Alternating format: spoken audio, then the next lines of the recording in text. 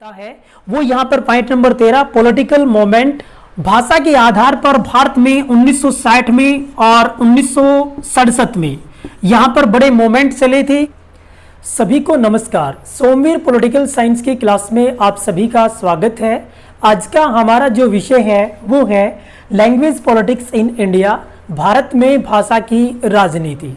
हमने अपने इस लेक्चर को यहाँ पर विशेषकर 4 पार्ट्स में डिवाइड किया है। सबसे पहले तो हम यहाँ पर बात करेंगे प्रस्तावना के बारे में कि भाषा है, भाषा का यहाँ पर आपको थोड़ा सा अर्थ भी बताया जाएगा।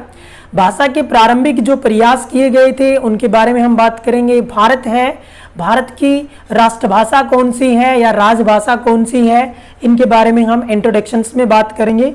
उसके बाद में हम यहाँ पर बात करेंगे कॉन्स्टिट्यूशनल प्रोविजंस कि भारतीय संविधान में भाषा के संदर्भ में कौन कौन से अनुच्छेद यहाँ पर बनाए गए हैं।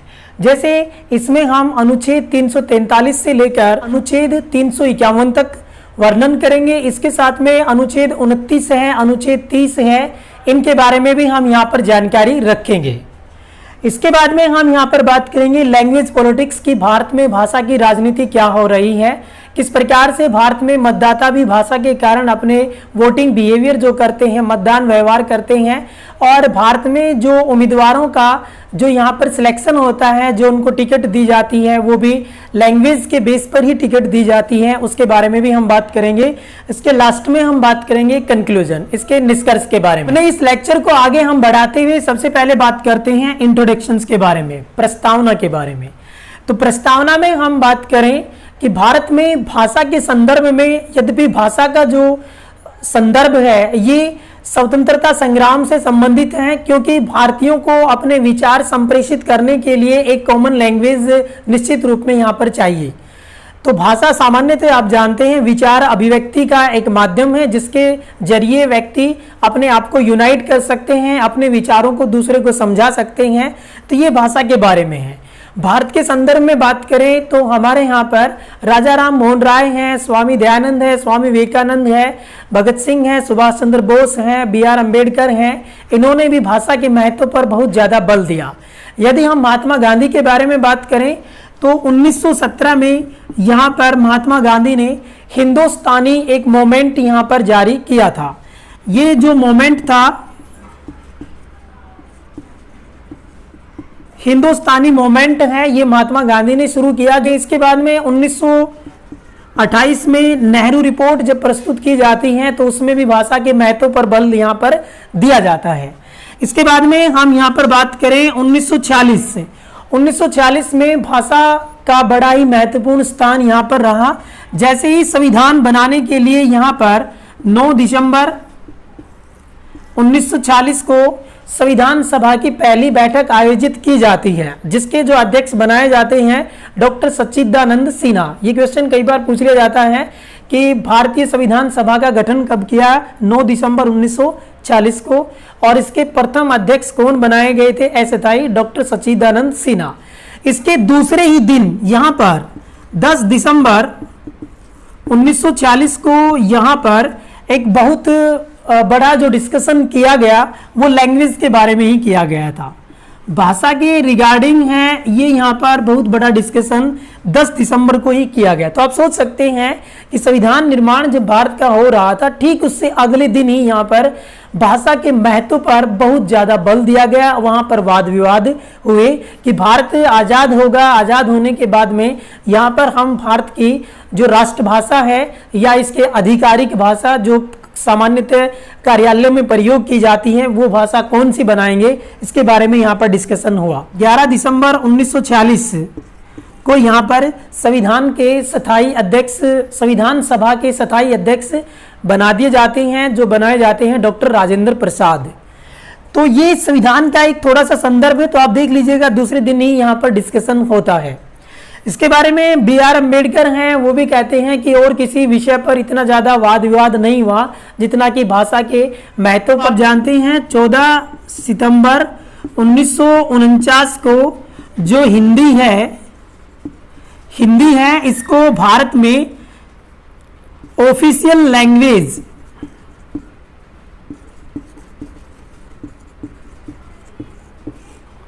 14 सितंबर 1949 को हिंदी को भारत में ऑफिशियल लैंग्वेज होने का दर्जा दे दिया गया। तो इसी कारण से 14 सितंबर है उसको पूरे भारत में हिंदी दिवस के रूप में हम इसको मनाते हैं। तो ये क्वेश्चन यदि आपसे पूछा जाता है कि हिंदी दिवस कब मनाया जाता है, तो 14 सितंबर को हिंदी दिवस मनाया जाता है। क्यों मनाया जाता है? क्योंकि इसी दिन ही हिंदी है, हिंदी को भारत में आधिकारिक भाषा के रूप में हिंदी को दर्जा दिया गया था। तो ये बातें यहाँ पर आप इंट्रोडक्शंस में बताएंगे। उसके बाद में हम यहाँ पर बात करेंगे कॉन्स्टिट्यूशनल प्रोविजंस, संविधान में भाषा के बारे में कौन कौन से यहाँ पर अनुच्छेद बनाए गए हैं उनके बारे में हम बात करें। तो सबसे पहले हम यहाँ पर बात करते हैं आर्टिकल 29, अनुच्छेद 29 है जो बात करता है कि भारत में प्रत्येक जो अल्पसंख्यक है वो अपनी भाषा अपनी लिपि बनाए रख सकता है। तो यहाँ पर अनुच्छेद 29 है, ये लैंग्वेज के बारे में बात करता है कि भारत में जो भी अल्पसंख्यक वर्ग है वो अपनी भाषा और लिपि अपनी संस्कृति है वो बनाए रख सकते हैं। तो अनुच्छेद 29 जो कि हमारा फंडामेंटल राइट्स है, मौलिक अधिकारों में ये शामिल हैं, तो इसके बारे में ये बात करता है। मौलिक अधिकार कितने हैं? वर्तमान समय में 6 मौलिक अधिकार हैं। मूल रूप से कितने थे? 7 मौलिक अधिकार थे। जो 7वां यहाँ पर मौलिक अधिकार था राइट टू प्रॉपर्टी, ये 44वें संवैधानिक संशोधन के माध्यम से संविधान के जो मौलिक अधिकार है उस सूची से इसको हटा दिया गया था। अभी जो राइट टू प्रॉपर्टी है वो एक लीगल राइट्स है जिसका वर्णन यहाँ पर अनुच्छेद 300 सब क्लास ए वहां पर किया गया है। तो अब हम यहाँ पर बात कर रहे हैं अनुच्छेद 29 के बारे में, और ये फंडामेंटल राइट्स हैं उनमें ये शामिल है। मौलिक अधिकार संविधान के भाग 3 में वर्णन किया गया है। अनुच्छेद 12 से 35 तक इसके बारे में वर्णन किया गया है। तो अनुच्छेद 29 है जिसमें भाषा और लिपि बनाए रखने का अधिकार भारतीय जो नागरिक हैं उनको दिया गया है। इसके बाद में यहाँ पर है आर्टिकल 30 जो बात करता है कि भारत में जो अल्पसंख्यक वर्ग हैं वो अपनी अलग से शिक्षण संस्थाएं खोल सकते हैं। यहाँ पर संवैधानिक प्रोविजंस जो लैंग्वेज भाषा के बारे में जो किया गया है वो भारतीय संविधान है, उसका पार्ट है यहाँ पर पार्ट 17 भाग 17 और आर्टिकल अनुच्छेद यहाँ पर 343 से 351 तक यहाँ पर भाषा के बारे में वर्णन किया गया है। तो भाग 17 में यहाँ पर भाषा के बारे में बताया गया है। अब यहाँ पर हम बात करें अनुच्छेद आर्टिकल 343 के बारे में, इसी में ही कहा गया है कि भारत है, भारत की जो ऑफिशियल लैंग्वेज होगी, आधिकारिक भाषा होगी जिसका प्रयोग कार्यालयों में किया जाएगा वो यहाँ पर होगी हिंदी। हिंदी जो है ये राष्ट्रभाषा नहीं है, हिंदी है वो नेशनल लैंग्वेज नहीं है। हिंदी जो है ये यहाँ पर ऑफिशियल लैंग्वेज है, ऑफिशियल लैंग्वेज है, ऑफिशियल लैंग्वेज है, आधिकारिक भाषा है। राष्ट्रभाषा हिंदी नहीं है इस अनुच्छेद के अनुसार। हिंदी है वो भारत की आधिकारिक भाषा बनाई गई है जिसे हम ऑफिशियल लैंग्वेज कहते हैं, और हिंदी की जो लिपि क्या है वो है देवनागरी। तो अनुच्छेद 343 में इसी के बारे में वर्णन किया गया है कि हिंदी है वो भारत की राजभाषा होगी, आधिकारिक भाषा होगी, और इसकी जो लिपि होगी वो होगी यहाँ पर देवनागरी।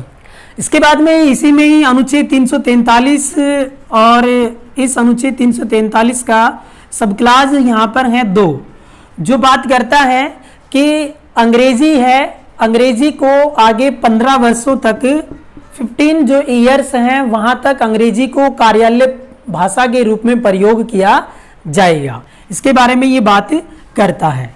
यहाँ पर हम बात करें अनुच्छेद 343 इसका सब क्लास है 3, ये बात करता है कि भारतीय संसद कानून बनाकर अंग्रेजी को 15 वर्षों के बाद भी यहाँ पर अंग्रेजी का प्रयोग जारी रखा जा सकेगा। इसके बारे में अनुच्छेद 343 सब क्लास है इसका 3 ये वर्णन करता है। इसके बाद में है आर्टिकल 344, ये बात करता है भाषा आयोग के बारे में कि भारत है, भारत में राष्ट्रपति प्रत्येक 5 वर्ष के बाद में भाषाओं के विकास के लिए, विशेषकर हिंदी का यहाँ पर महत्व है, उनके विकास के लिए यहाँ पर भाषा आयोग का गठन करेगा और पहले जो भाषा आयोग के अध्यक्ष बनाए गए वो बीजी खेर यहाँ पर पहले भाषा आयुक्त बनाए गए थे। इसके बाद में है आर्टिकल 345। ये बात करता है कि भारतीय संघ है या राज्य जो भी पत्र व्यवहार संघ के साथ में करेंगे तो वो यहाँ पर ऑफिशियल जो लैंग्वेज है उसी में ही पत्र व्यवहार यहाँ पर करेंगे। अनुच्छेद 345। नेक्स्ट आर्टिकल जो है अनुच्छेद 340, ये बात करता है कि यदि दो या दो से अधिक राज्य आपस में सहमति करके अपने पत्र व्यवहार की जो भाषा है कोई और भाषा में करना चाहें तो वो कर सकते हैं, लेकिन यदि वो सेंट्रल गवर्नमेंट के साथ में पत्र व्यवहार करेंगे तो वो यहाँ पर अंग्रेजी में ही पत्र व्यवहार करेंगे, जो ऑफिशियल लैंग्वेज बनी हुई है उसी में ही पत्र व्यवहार करेंगे। इसके बाद में है आर्टिकल 347। अनुच्छेद 347 है, ये विशेषकर जो बात करता है कि यदि किसी राज्य की जनसंख्या है वो एक आंदोलन के माध्यम से बहुत बड़ा आंदोलन करती हैं और वे ये चाहती हैं कि इस राज्य की जो आधिकारिक भाषा है वो ये बना दी जाए, तो फिर इसके लिए राष्ट्रपति हैं, राष्ट्रपति यहाँ पर अपनी ओर से वहाँ पर जो भी राज्य सरकारें हैं उनको यहाँ एक स्पेशल रूप में आदेश भी जारी दे सकता है कि आपके जो राज्य हैं उसकी आधिकारिक भाषा ये बनाई जानी चाहिए। इसके बाद में आर्टिकल है आर्टिकल 348। ये बात करता है कि जो भी उच्च न्यायालय हैं, उच्चतम न्यायालय हैं, उनमें जो आदेश हैं या जो भी डिक्री वहाँ पर जारी की जाती है इनकी जो आधिकारिक भाषा होगी वो यहाँ पर अंग्रेजी होगी। इसके बाद में है अनुच्छेद 349। आर्टिकल 349 है, ये बात करता है कि यदि कोई राज्य विधानसभा या हमारे देश की संसद कोई भाषा से संबंधित बिल प्रस्तुत करना चाहती है तो इसके लिए सबसे पहले राष्ट्रपति से अनुमति ली जाएगी और राष्ट्रपति हैं ये यहाँ पर भाषा आयोग जो भी सिफारिशें करता है उस आधार पर यहाँ पर डिसीजन लेता है। करें आर्टिकल 350।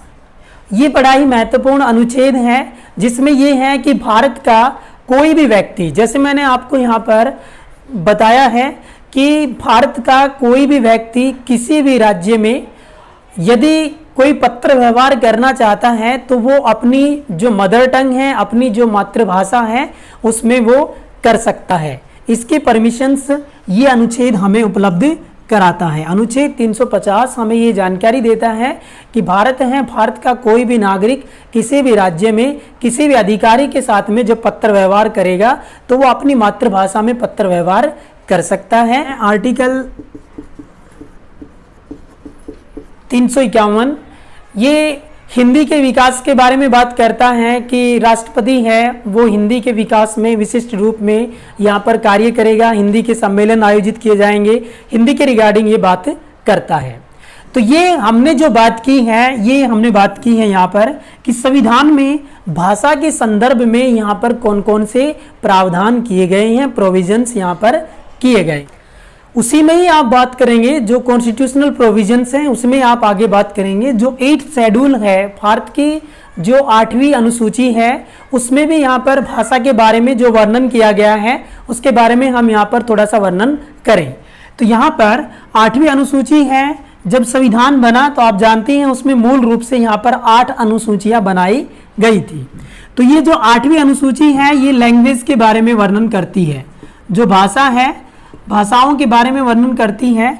और जब संविधान बना तो इस अनुसूची में यहाँ पर 14 जो लैंग्वेज हैं, 14 जो भाषाएं हैं वो यहाँ पर सम्मिलित थी।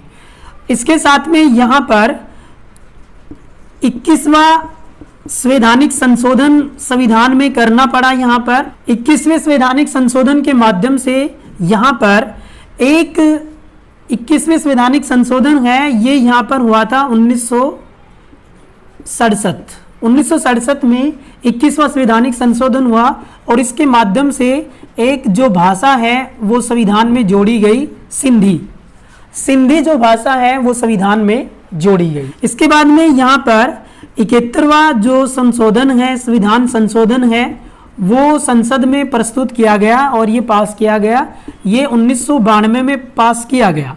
इसके माध्यम से यहाँ पर नेपाली, मणिपुरी और कोंकणी जो भाषा है वो संविधान की जो शेड्यूल्स हैं इसमें जोड़ी गई। तो 3 भाषाएं यहाँ पर और जोड़ दी गई। इसके बाद में यहाँ पर 92वां संवैधानिक संशोधन है वो संविधान में किया गया। ये जो संशोधन था ये 2003 में किया गया। इस संशोधन के माध्यम से 4 जो भाषाएं हैं वो जोड़ी गई, बोडो, मैथिली, संथाली, डोगरी। 4 जो भाषाएं हैं वो यहाँ पर जोड़ी गई। तो 4 यहाँ पर जोड़ी गई, 3 भाषाएं यहाँ पर जोड़ी गई, 1 भाषा यहाँ पर जोड़ी गई। बोडो, मैथिली, संथाली, डोगरी ये भाषाएं हैं। ये 92वां संवैधानिक संशोधन है 2003 में। ये यहाँ पर जो 4 भाषाएं हैं वो संविधान की 8वीं अनुसूची में जोड़ी गई। तो अभी इसमें आप काउंटिंग कर सकते हैं कि 8 जो नई भाषाएं हैं वो इसमें और जोड़ दी गई। 1, 3 और ये 4, 8 भाषाएं जोड़ दी गई। वर्तमान समय में संविधान की जो 8वीं अनुसूची है उसमें जो कुल भाषाएं हैं उनकी संख्या है यहाँ पर 22 भाषाएं संविधान की 8वीं अनुसूची में शामिल है। यहाँ पर भी पॉलिटिक्स हो जाती है कि अन्य जो भाषाएं हैं उनका प्रतिनिधित्व करने वाले जो राज्य हैं या कोई क्षेत्र विशेष हैं वो भी डिमांड करने लग जाता है कि हमें भी यहाँ पर हमारी जो भाषा है उसको 8वीं अनुसूची में जोड़ा जाना चाहिए। इसके बारे में भी बात करने लग जाते हैं। तो इसके ऊपर भी पॉलिटिक्स होगी, उसके बारे में भी हम बात करेंगे। जो कॉन्स्टिट्यूशनल प्रोविजंस है उसमें ही यहाँ पर आता है एक 1963 है, इसका एक एक्ट बना था। 1963 में भारत सरकार ने भाषा के रिगार्डिंग एक एक्ट बनाया था और इसी में ही ये प्रोविजंस जो किए गए थे। जैसे आपने अनुच्छेद 343 इसका सब क्लास है 3, इसमें एक शब्द था वो यहाँ पर प्रयुक्त किया गया कि हिंदी है, हिंदी को 15 वर्षों के बाद भी जारी रखा जा सकेगा, और जिसे यहाँ पर हम कहते हैं मे कंटिन्यू टू यूज्ड। 15 वर्षों के बाद भी हिंदी है उसका यहाँ पर जो प्रयोग है वो जारी रखा जा सकेगा, इसके बारे में यह बात करता है। इसके बाद में आगे ये जो एक्ट है आगे भी बात करता है कि जिन राज्यों ने अनुच्छेद 340 जिसमें यहाँ पर कहा गया था कि राज्य हैं वो आपस में अपनी जो भाषाएं हैं वो पत्र व्यवहार के लिए, 2 राज्य आपस में जब संपर्क करते हैं, कम्युनिकेशन करते हैं, तो पत्र व्यवहार के लिए अपनी जो भाषा है वो यहाँ पर कोई लैंग्वेज बना सकते हैं। तो यहाँ पर इसमें कहा गया है कि जिन राज्यों ने हिंदी को तो अपना लिया है तो वो तो ठीक है, और जिन्होंने हिंदी को नहीं अपनाया है तो वो यहाँ पर इसके साथ में जो भी संप्रेषण वो करेंगे तो उसके साथ में अंग्रेजी, इंग्लिश का अनुवाद भी उस भाषा के साथ में वो रखेंगे। तो 2 भाषाओं में यहाँ पर अनुवाद किया जाएगा। एक तो ये है कि जिसमें वो अपना संप्रेषण कर रहे हैं वो भाषा, इसके साथ में उसी भाषा का यहाँ पर अंग्रेजी अनुवाद भी वो राज्य यहाँ पर प्रस्तुत करेंगे। इसके साथ में इसी में ही वर्णन करता है, ये गवर्नर हैं, राज्यपाल हैं, उसको विशिष्ट पावर यहाँ पर देता है कि राज्यपाल राष्ट्रपति की अनुमति से, यहाँ पर जो भी हमारे देश का प्रेसिडेंट है, राष्ट्रपति की अनुमति से किसी भी राज्य के जो उच्च न्यायालय हैं उसके आदेश या उसकी डिक्री जो भी है या उसके आदेश जो भी जारी किए गए हैं, कोई निर्णय दिए गए हैं, उनके लिए यहाँ पर किसी भी भाषा में प्रयुक्त करने की अनुमति राज्यपाल उस उच्च न्यायालय को दे सकता है। परंतु इसके साथ में यहाँ पर अंग्रेजी अनुवाद भी यहाँ पर किया जाएगा। किसी राज्य में कोई हाई कोर्ट बना हुआ है तो यहाँ पर राज्यपाल राष्ट्रपति की अनुमति लेकर उस हाई कोर्ट को, जैसे कोई तमिल में ऑर्डर देने के बारे में यहाँ पर कह सकता है कि ठीक है आप तमिल में ऑर्डर यहाँ पर दे सकते हैं, उसकी कार्रवाई आप कर सकते हैं, लेकिन इसके साथ में फिर आपको अंग्रेजी का अनुवाद भी वहाँ पर आपने उस ऑर्डर में प्रस्तुत करना पड़ेगा। तो 2 यहाँ पर ऑर्डर जारी होंगे, एक जिस भाषा में वो ऑर्डर दिया गया है उसी का ही सेम जो प्रोविजंस हैं वो आपने इंग्लिश में जारी करना पड़ेगा। तो ये यहाँ पर राज्यपाल हैं वो राष्ट्रपति की अनुमति लेकर संबंधित जो उच्च न्यायालय हैं उसमें ये जारी कर सकता है। अनुच्छेद 343 उसका सब क्लास था 3, जिसमें एक शब्द प्रयुक्त किया गया था मे कंटिन्यू टू यूज्ड, कि अंग्रेजी है उसका प्रयोग जारी रखा जा सकेगा। सकेगा या सकना के बारे में यहाँ पर बात करता था, मे के बारे में। इसमें यहाँ पर ये जो मे है इसको यहाँ पर हटा दिया गया और यहाँ पर जो शब्द प्रयुक्त किया गया इस एक्ट के माध्यम से वो यहाँ पर प्रयुक्त कर दिया गया शैल बी यूज्ड, कि प्रयोग है वो किया जाएगा। तो ये यहाँ पर ज़्यादा स्ट्रॉन्ग तरीके में बात करता है कि आगे 15 वर्षों के बाद भी अंग्रेजी का प्रयोग किया जाएगा। इसके साथ में इसी में ही बात कर दिया गया कि केंद्र है और यहाँ पर जो राज्य हैं, ये जो भी यहाँ पर पत्र व्यवहार करेंगे तो उनकी जो भाषा होगी वो यहाँ पर होगी इंग्लिश। इंग्लिश में ये अपने यहाँ पर पत्र व्यवहार जो भी संचार है वो यहाँ पर करेंगे। इसके साथ में यहाँ पर जो 3 लैंग्वेज फॉर्मूला है वो यहाँ पर अपनाया गया था, जिसमें 3 भाषाओं को विशेषकर महत्व दिया गया था। एक तो यहाँ पर भाषा दी गई थी कोई भी जो लोकल लैंग्वेज है उस राज्य में जो स्थानीय या उनकी जो मातृभाषा है वो। एक यहाँ पर जो बात करते हैं वो यहाँ पर बात करते हैं कि संविधान की जो 8th शेड्यूल्स में उसमें जो भाषाएं हैं उनमें से एक, और एक यहाँ पर है कोई भी इंटरनेशनल लैंग्वेज, इसके बारे में ये बात करता है। तो त्रिभाषीय फॉर्मूला है वो भी यहाँ पर अपनाया गया। अब हम बात करेंगे कि भारत है, भारत में जो भाषा है, भाषा की राजनीति किस प्रकार से हमारे देश के लिए एक खतरा भी बनी हुई है। भारत है, भारत में भाषा की राजनीति के प्रभाव क्या हैं, भारत में भाषा की राजनीति किस प्रकार से होती है, उनके बारे में हम यहाँ पर विश्लेषण करेंगे। तो सबसे पहला जो पॉइंट है वो यहाँ पर है डेलिमिटेशंस। डेलिमिटेशंस का अर्थ यहाँ पर है परिसीमन। परिसीमन जब किया जाता है तो यहाँ पर भाषाई आधार पर क्षेत्रों का निर्माण किया जाता है। पहले एक बार आप परिसीमन को समझ लीजिएगा कि परिसीमन कौन करता है। हमारे यहाँ पर जो हमारे देश का chief election commissioner of India जो होता है, chief election commissioner of India होता है, एक ये है। 2 यहाँ पर सर्वोच्च न्यायालय के कार्यरत न्यायाधीश या अन्य न्यायाधीश हो सकते हैं। ये यहाँ पर मिलकर परिसीमन करते हैं। परिसीमन का अर्थ यहाँ पर इस प्रकार से है, जैसे आप ये इंडिया देखते हैं, यहाँ पर जब लोकसभा के चुनाव होते हैं तो पूरे भारत को आप जानते हैं लोकसभा की सीटें कितनी हैं, 543। पूरे भारत को 543 भागों में बांट दिया जाता है। ये सपोज कीजिएगा कॉन्स्टिट्यूंसी है 1, 2, 3, ये 4। जब परिसीमन होता है तो वहाँ पर भाषाई आधार को भी महत्व दे दिया जाता है।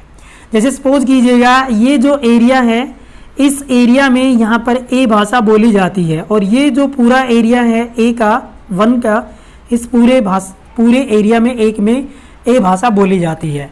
अब हो सकता है जब प्रत्येक जनगणना के बाद में यहाँ पर परिसीमन किया जाता है तो परिसीमन आयोग भाषाई आधार पर भी यहाँ पर परिसीमन कर देता है। यहाँ पर जो परिसीमन आयोग जो होता है, परिसीमन आयोग यहाँ इस प्रकार से ए का एरिया इंक्रीज ये कर सकता है, ऐसे यहाँ पर ए के एरिया को बना देगा। तो ये जो एरिया है, ये यहाँ पर एरिया 1 का जो एरिया है वो इतना हो जाता है।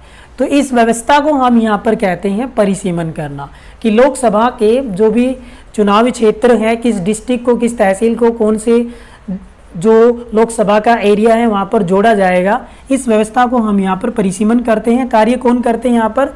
हमारे देश का मुख्य निर्वाचन आयुक्त और 2 सर्वोच्च न्यायालय के कार्यरत या अन्य न्यायाधीश इस कार्य को संपन्न करते हैं। और ये भी जो होता है ये भाषाई आधार पर कई बार निर्वाचन जो आयुक्त है और उसका जो यहाँ पर परिसीमन आयोग बना हुआ है वो ये कर देता है। दूसरा यहाँ पर पॉइंट है वो है लैंग्वेज बेस्ड कैंडिडेट। जब भी चुनावी टिकट यहाँ पर दिए जाते हैं तो चुनावी टिकट्स भी यहाँ पर भाषाई आधार पर जो उम्मीदवार जिस एरिया की भाषा जानता है, जैसे सपोज कीजिएगा ये कोई एरिया है और इस एरिया में यहाँ पर बी भाषा बोली जाती है, तो चुनावी उम्मीदवार को जब टिकट दिए जाएंगे तो जिस व्यक्ति को बी भाषा आएगी उसी को ही यहाँ पर चुनावी उम्मीदवार बनाया जाएगा। सपोज कीजिएगा ये यहाँ पर एक्स वाई जेड ये पार्टियां हैं और ये जब अपना उम्मीदवार बनाएंगी ए डी और सी ये उम्मीदवार हैं, तो इन तीनों को बी भाषा आएगी तो ही उनको ये चुनावी टिकट्स दिए जाएंगे। पॉइंट नंबर 3 है ये है वोटिंग बिहेवियर। इसके साथ में चुनावी टिकट तो साथ में पार्टियां हैं उस भाषा के बोलने वाले को देते ही हैं, इसके साथ में ये भी है कि वोटिंग बिहेवियर, जनता भी अपने जब मतदान का प्रयोग करते हैं तो भी वो भाषा के आधार पर अपने मतदान का प्रयोग करते हैं। जैसे सपोज कीजिएगा ये पार्टियां हैं एक्स वाई जेड, ये 3 पार्टियां हैं और यहाँ पर उम्मीदवारों के नाम यहाँ पर आप लगा लीजिएगा ए बी और सी, ये उम्मीदवारों के नाम हैं। ये तीनों ही ये उम्मीदवार हैं और ये कोई एरिया है, यहाँ पर एच भाषा बोली जाती है। एच से आप सपोज कीजिएगा हिंदी बोली जाती है, मान के चलें आप पूरे एरिया में यहाँ पर 99% है वो हिंदी बोली जाती है। तो यहाँ पर ये पार्टी है और ये कैंडिडेट हैं। तो यहाँ पर एक्स पार्टी ने ए उम्मीदवार चुनाव में उतारा और ये व्यक्ति है ये हिंदी जानता है। वाई है, वाई ने अपना बी उम्मीदवार चुनाव में उतारा, ये हिंदी जानता है। जेड व्यक्ति है और इसने सी उम्मीदवार चुनाव में उतारा, लेकिन ये भाषा ई बोलता है, ई भाषा को ये जानता है। तो आप सोच सकते हैं कि जब इस एरिया में कंप्लीटली एच भाषा बोली जाती है 99 और ये ई भाषा बोलता है सी उम्मीदवार, इसको एच भाषा नहीं आती है, मान लीजिएगा इसको हिंदी भाषा नहीं आती है और ई भाषा आती है, तो यहाँ पर ये जब सी उम्मीदवार जनता के पास में जाएगा तो निश्चित रूप में एच भाषा तो उसको आती नहीं है, ये ई लैंग्वेज में बात करेगा या कोई और अन्य भाषा में बात करेगा, तो मतदाता हैं उसकी बातों को समझ नहीं पाएंगे। तो यहाँ पर इन दोनों के जीतने की संभावनाएं अधिक हो जाएंगी, इसके जीतने की संभावनाएं कम हो जाएंगी। इसके बाद में हम बात करें लैंग्वेज बेस्ड स्टेट। आप जानते हैं 1953 में हमारे देश में पहली बार आंध्र प्रदेश है, उनको भाषा के आधार पर ही यहाँ पर प्रथम जो राज्य है, प्रथम राज्य का जो निर्माण यहाँ पर किया गया भाषाई आधार पर, वो यहाँ पर आंध्र प्रदेश का किया गया। उसके बाद में 1956 में भाषा आयोग गठित कर दिया गया था और इसके जो अध्यक्ष बनाए गए थे बीजी खेर, इन्होंने अपनी रिपोर्ट भी प्रस्तुत कर दी और इसी के माध्यम से ही 1956 में यहाँ पर 14 स्टेट्स भारत में उनका रिकंस्ट्रक्शन यहाँ पर किया गया, उनकी काउंटिंग की गई और 6 थे वो यूटी यूनियन टेरिटरी, 14 स्टेट और 6 यूटी है, ये भारत में यहाँ पर 1956 में काउंट किए गए। 1960 में यहाँ पर मुंबई से 2 राज्यों का निर्माण कर दिया गया, एक यहाँ पर महाराष्ट्र बना दिया गया, एक यहाँ पर गुजरात बना दिया गया। 1 नवंबर 1966 को हम यहाँ पर बात करना चाहें तो यहाँ पर पंजाब है और हरियाणा, इनको भी भाषाई आधार पर अलग राज्य यहाँ पर बना दिया गया। अभी हम यहाँ पर लास्ट जो राज्य जिसका भाषाई आधार पर निर्माण किया गया तेलंगाना, तेलंगाना का जो शाब्दिक अर्थ होता है तेलुगु भाषाइयों की भूमि, उसका निर्माण भी यहाँ पर भाषा के आधार पर ही किया गया। तो भाषा के आधार पर राज्यों का निर्माण सामान्यतः किया जाता है। इसके साथ में लैंग्वेज के आधार पर भी कई बार ऐसा होता है, जैसे हरियाणा है और यहाँ पर पंजाब है, इनके बीच में ये जो चंडीगढ़ यहाँ जो कॉमन कैपिटल है, इसके प्रभुत्व के लिए भी कई बार दोनों में डिस्प्यूट हो जाते हैं और ये यहाँ पर कहते हैं कि इनको हिंदी आती है, ये यहाँ पर कहते हैं इनको पंजाबी आती है। तो भाषाई आधार पर एरिया को भी अपने पक्ष में लेने के बारे में डिस्प्यूट हो जाते हैं। एक यहाँ पर एरिया हम बात करें महाराष्ट्र है और एक यहाँ पर है कर्नाटक, इनके बीच में यहाँ पर आता है बेलगांव, बेलगांव है उसको लेकर भी मराठा जो महाराष्ट्र है वो अपना दावा प्रस्तुत करता है, कर्नाटक है वो अपना दावा प्रस्तुत करता है कि बेलगांव है ये उनका अधिकार क्षेत्र में होना चाहिए, ये कहते हैं ये उनके अधिकार क्षेत्र में होना चाहिए। तो ये भी एक डिस्प्यूट का कारण बना हुआ है। इसके बाद में नेक्स्ट जो है नॉर्थ एंड साउथ इंडिया, भाषा के आधार पर आपको इस प्रकार से आप ये जो इंडिया देखते हैं तो इसको आप नॉर्थ इंडिया के रूप में जानते हैं और इससे नीचे आप यहाँ पर बात करें ये साउथ इंडिया है। नॉर्थ इंडिया में यहाँ पर हिंदी का प्रभाव है, साउथ इंडिया में यहाँ पर हिंदी है उसको यहाँ पर नेग्लेक्ट किया जाता है, हिंदी को ज़्यादा महत्व नहीं दिया जाता है। तो भाषाई आधार पर यहाँ पर 2 प्रकार के इंडिया हैं, वो लोगों के मस्तिष्क में क्रिएट हो गए हैं, north India south India. North India में हिंदी को महत्व दिया जाएगा, साउथ इंडिया है उसमें हिंदी के विरुद्ध पॉलिटिक्स वहाँ पर होती है, विशेषकर तमिलनाडु है वहाँ पर इसका प्रभाव ज़्यादा रहता है। डीएमके का निर्माण ही यहाँ पर हिंदी का विरोध करने के कारण यहाँ पर वो पार्टी है वो अस्तित्व में वहाँ पर आई थी और उन्होंने अपनी सरकार भी बनाई थी।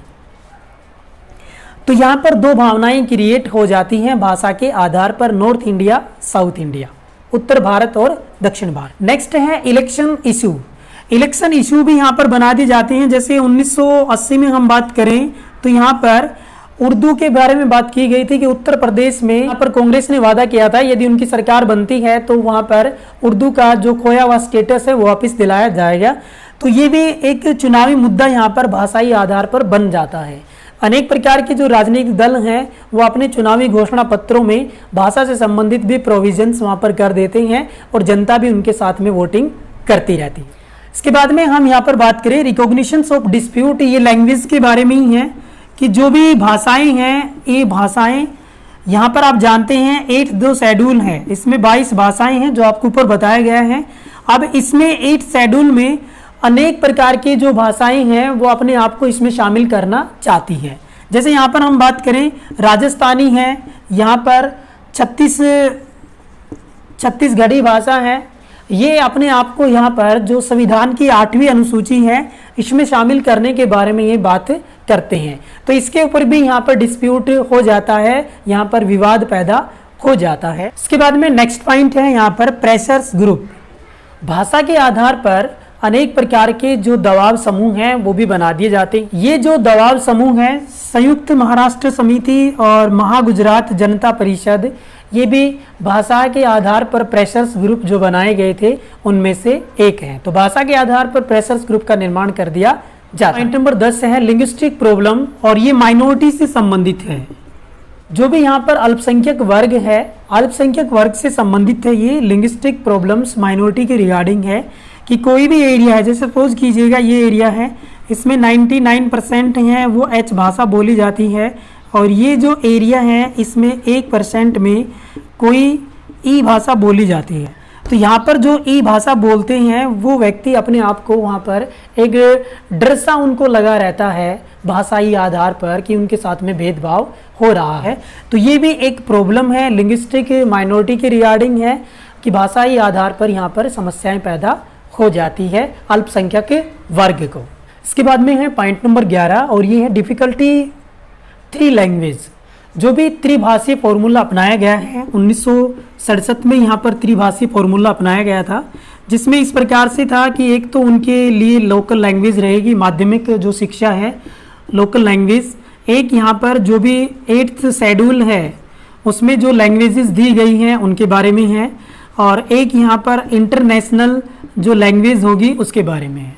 ये भी पूर्णतः भारत में अप्लाई नहीं हो पाया। यहाँ पर हम साउथ के बारे में बात करें तो साउथ में यहाँ पर इंटरनेशनल लैंग्वेज तो यहाँ पर अंग्रेजी हो ही गया, इंग्लिश हो गई, लोकल लैंग्वेज उन्होंने जो भी वहाँ पर अपनी बोलते थे उसको महत्व दिया, और साथ में इस 8th शेड्यूल में हिंदी भी शामिल था। हिंदी को महत्व देने के बजाय यहाँ पर जो अन्य महत्व दिया गया वो अदर लैंग्वेज जो भी यहाँ पर 8th शेड्यूल में शामिल थी, तमिल, तेलुगु, मलयालम जो भी था उसको यहाँ महत्व दिया गया।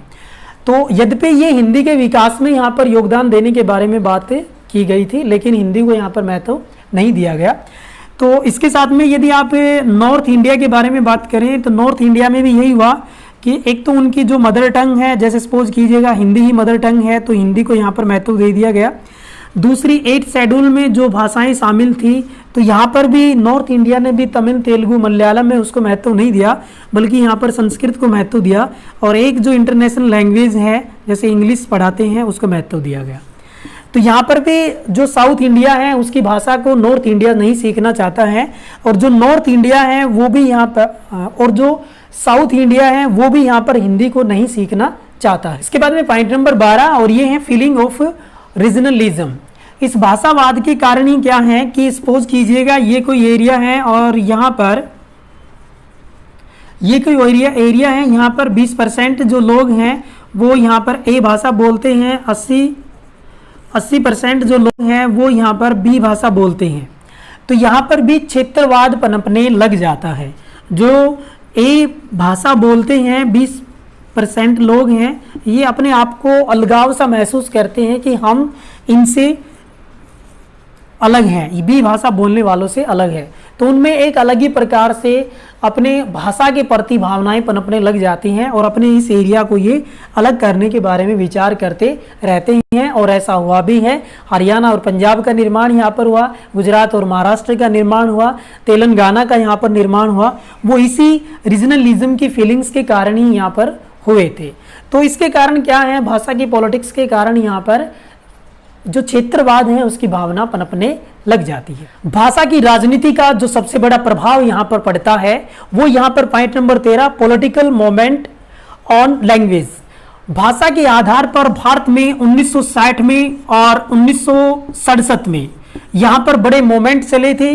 1960 में हम बात करें तो नॉर्थ जो इंडिया था, नॉर्थ इंडिया में यहाँ पर इंग्लिश के विरोध में, अंग्रेजी है उसके विरोध में आंदोलन हुए। विद्यार्थियों ने अंग्रेजी का पूर्णतः विरोध किया 1960 में और कहा कि अंग्रेजी हम पर थोपी जा रही है, हम अंग्रेजी को स्वीकार नहीं करेंगे। ये 1960 में हुआ और ये नॉर्थ इंडिया में हुआ। 1967 के बारे में हम बात करें तो जो साउथ इंडिया था, साउथ इंडिया में यहाँ पर हिंदी का विरोध किया गया, हिंदी का विरोध किया गया और कहा गया कि हिंदी हम पर थोपी जा रही है, हम हिंदी को स्वीकार नहीं करेंगे। तो ये मोमेंट यहाँ पर चला था। तो इस प्रकार के जो मोमेंट है, पॉलिटिकल मोमेंट, ये यहाँ पर लैंग्वेज बेस होते हैं। पॉइंट है हमारा यहाँ पर निष्कर्ष। निष्कर्ष रूप में आप यहाँ पर कहेंगे कि भारत में भाषा की राजनीति के कारण ही भारत में दो भावनाओं का विकास हो रहा है, एक नॉर्थ इंडिया, एक साउथ इंडिया। यद्यपि जो त्रिभाषीय फॉर्मूला है उसको ठीक से लागू किया जाए तो निश्चित रूप में यहाँ पर जो भाषा की जो राजनीति है उसको कुछ हद तक समाप्त किया जा सकता है और भारतीय एकता और अखंडता को बनाए रखा जा सकता है। यद्यपि इसके ऊपर पॉलिटिक्स शुरू हो जाती है। नॉर्थ इंडिया में अलग पॉलिटिक्स होती है, साउथ इंडिया में अलग पॉलिटिक्स होती है। यहाँ पर प्रत्येक समय पर हमें अपने देश को महत्व देना है, भाषा का जो संदर्भ है वो सेकेंडरी रखना चाहिए। तो ये हमने बात की language politics in India, Bharat में भाषा की राजनीति के बारे में। इसमें यदि आपके पास में कोई क्वेश्चन हो तो आप हमें यूट्यूब पर कमेंट कर सकते हैं। धन्यवाद।